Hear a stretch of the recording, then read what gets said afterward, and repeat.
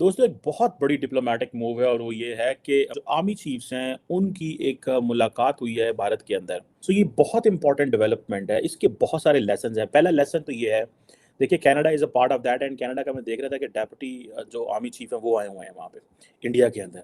So it means this is so much important. Deputy commander of the Canadian arm forces could not से no और could not stay out of this. बड़ी कामयाबी के साथ ये summit हुई, इसके बावजूद कि इंडिया और कनाडा के बीच बहुत सख्त मामलात गंभीर हैं। ये ज़ाहिर बात है, इंडिया का एक अपना एक प्रॉपर डिप्लोमैटिक क्लाउट है, जिसको आप ज़रा भी इग्नोर नहीं कर सकते। और मैं तो इसको एक बड़े पैमाने पे देख रहा हूँ कि आप इमेजिन करें कि कनाडा पे क्या बीत रही होगी। क्यों ये इंडियन डिप्लोमेटिक नॉर्म्स की विन विन सिचुएशन है। रशिया ने अभी स्टेटमेंट इस टाइम में दी है, डिप्लोमेटिक वे में उन्होंने बात किया कि भाई कनाडा सॉरी करे। क्या कहना चाहेंगे कि दुनिया के बड़े कंट्रीज जो उनसे हैं वो इंडिया के साथ खड़े हैं। भारत और कनाडा के डिप्लोमेटिक कॉन्फ्लिक्ट को लेकर श्रीलंका के फॉरेन मिनिस्टर ने एक स्टेटमेंट दी है और बहुत स्ट्रेट फॉरवर्ड उन्होंने ये बोला है कि कनाडा की तरफ से जो इल्जामात लगाए जा रहे हैं भारत के ऊपर वो बेबुनियाद हैं। क्या नाम है फॉरेन मिनिस्टर जो है जयशंकर साहब, he is playing very smart, he is not talking not a single word on anything. Miss Trudeau ने मोदी जी की पूंछ पे पैर रखा है। अब ये छोड़ने वाली शेर की पूंछ है, ये उसकी पूंछ को हाथ लगाओगे वो पूरा का पूरा खा जाएगा तुम्हें। अपने हमसाया ममालिक को डरा के रखना ये भारत की सरिश्त में शामिल है। आपने बोला कि भारत नेबर्स कंट्री को डरा के रखता है। कौन से ऐसे नेबर कंट्री हैं? हमें इंडिया भी अब घुसने नहीं देता। देखे ना, वो G20 में हमें नहीं आने देंगे। दूसरा वो जो था ब्रिक्स, सबको आने दिया, पाकिस्तान को नहीं आने देंगे। सो इंडिया अपने फुल थ्रॉटल जो एक डिप्लोमेटिक मैन्यूवरिंग है ना वो कर रहा है कि पाकिस्तान को बाहर रखना है, भाई इसको नहीं अंदर आने देना। दोस्तों एक बहुत बड़ी डिप्लोमेटिक मूव है और वो ये है कि इंडो पैसिफिक रीजन जो है उसके जो आर्मी चीफ्स हैं उनकी एक मुलाकात हुई है भारत के अंदर। और बेसिकली जो सेंट्रल पॉइंट है वो यही है कि जी free and stable Indo Pacific. बहुत सारे लोगों को नहीं पता होता इंडो पैसिफिक क्या चीज़ है। ये basically Indian ocean and Pacific ocean है। बहुत सारे ममालिक की अपनी अपनी डेफिनेशन है कि इंडियन ओशन कहाँ से शुरू होता है। सो ये बहुत इंपॉर्टेंट डेवलपमेंट है। इसके बहुत सारे लेसन हैं। पहला लेसन तो ये है, देखिए Canada is a part of that and Canada का मैं देख रहा था कि डेप्यूटी जो आर्मी चीफ है वो आए हुए हैं वहाँ पे इंडिया के अंदर। So it means this is so much important that the deputy commander of the Canadian Armed Forces could not say no or could not stay out of this. So ये इंडिया के अंदर despite at the height of the diplomatic raw between India and Canada ये development हुई है। बड़ी खबर ये है कि कनाडा के डिप्टी आर्मी चीफ ने इसमें शिरकत की है। में जो कनाडा के डिप्टी आर्मी चीफ हैं वो शामिल हुए हैं। तो ये इंडियन डिप्लोमेटिक नॉर्म्स की विन विन सिचुएशन है।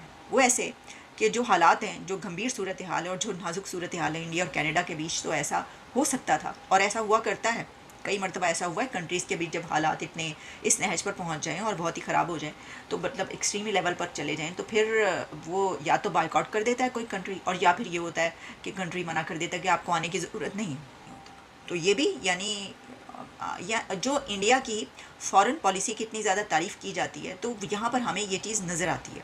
और दूसरी बात इसमें ये है कि ज़ाहिर बात है, इंडिया का एक अपना एक प्रॉपर डिप्लोमेटिक क्लाउट है, जिसको आप ज़रा भी इग्नोर नहीं कर सकते।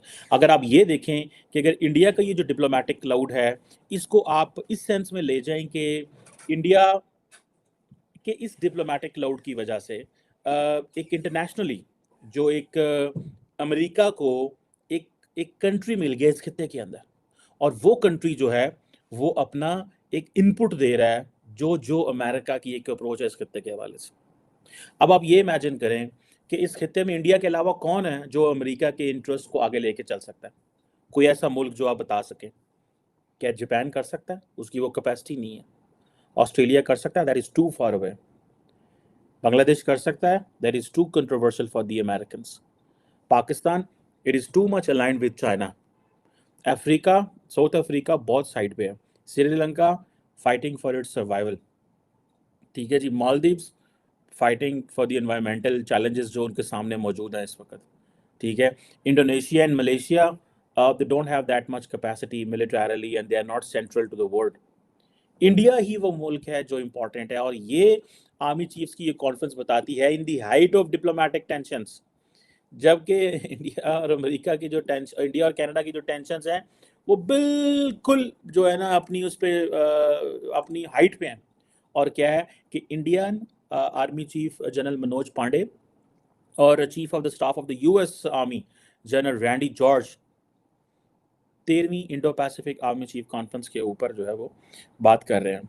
भारत असल में अपनी पायदारी के ख्वाब देख रहा है। ठीक है, वो समझता है कि मैं दुनिया को अपने तराने पे ला रहा हूँ, ठीक है। जबकि दुनिया के सामने, दुनिया की मईशतों के सामने अभी भारत की वो हैसियत नहीं है जो भारत अपनी नज़र में समझता है। नहीं, अगर इकॉनमी की बात करें, दुनिया की 5वीं बड़ी इकॉनमी तो वो ऑलरेडी बन चुके हैं। आपने एक बात की है कनाडा और इंडिया की, वो कोई ऐसी कुछ मसला नहीं है, वो कल को परसों को खत्म हो जाना ये है। चीज़ है। क्यों हो जाना है? क्योंकि वो देखें, अच्छा मुझे एक चीज़ और बताएं आप, चाइना का इंडिया का कितना एक मसला चल रहा था, उन्होंने अपनी ट्रेड मार्क बंद क्यों नहीं की? उनका $10 बिलियन का पर मंथ का ट्रेड मार्क का आने जाने का था, ऐसे ही है। उन्होंने अपने वीजे बंद किए, सिर्फ ट्रेड मार्क नहीं बंद किया। अब कनाडा ने क्या किया? रशिया ने अभी स्टेटमेंट इस टाइम में दी है, डिप्लोमेटिक वे में उन्होंने बात किया कि भाई कनाडा सॉरी करे। क्या कहना चाहेंगे कि दुनिया के बड़े कंट्रीज जो उनसे हैं वो इंडिया के साथ खड़े हैं और कनाडा इस टाइम परेशानी की आलम में नजर आ रहा है। क्योंकि इंडिया की जितनी बड़ी माशियत है और जितना उनका आबादी का तनासब है, कोई भी कंट्री जो है अपना उसके साथ बिजनेस ख़राब नहीं करना चाहती।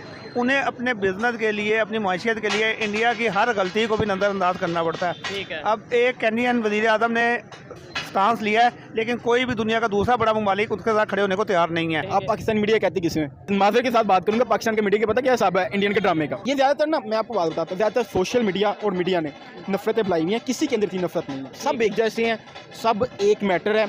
और ये मीडिया, बस मीडिया क्या करता है, इधर की बात उठा के उधर कर देता है। अपने हमसाया ममालिक को डरा के रखना ये भारत की सरिश्त में शामिल है। आपने बोला कि भारत नेबर्स कंट्री को डरा के रखता है, कौन से ऐसे नेबर कंट्री हैं? भाई बाकी नेपाल की, भूटान की, उनके सामने क्या है, वो बांग्लादेश की, बांग्लादेश को अपना मतलब ये कि पालतू जानवर समझता है वो। ठीक है। अगरचे बांग्लादेश ने पाकिस्तान के, वो कहता है कि बांग्लादेश को आज़ादी लेके ही हमने दी है, तो उसका एक ख्वाब है इस खित्ते की बादशाहत का, सरदारी का। भाई आप भारत के बारे में बड़ा नरम गोशा रखते हैं। मैं खुद चाहता हूँ, मैं उसकी आवाम के खिलाफ नहीं हूँ, लेकिन मैं उसकी जालिमाना पॉलिसियाँ जो उसकी हुकूमत की हैं उनके खिलाफ। मल्टी नेशनल कंपनीज पाकिस्तान में कितनी है और कौन कौन सी है? लाइक आपकी मल्टी नेशनल कंपनी ना यूट्यूब है, ना फेसबुक का ऑफिस है, ना गूगल का मेन ऑफिस है, जिसमें आपका 70-80% IT वहाँ पे चल। इंडिया चले जाए आप, कहीं भी एशिया में चले जाएं, वहाँ पे 90% जो न्यू जनरेशन है वो कहाँ से कमा रही है? ये ऑनलाइन अर्निंग से। ऐसे ही है। और पाकिस्तान में पेमेंट मेथड नहीं है, लाइक स्ट्राइप,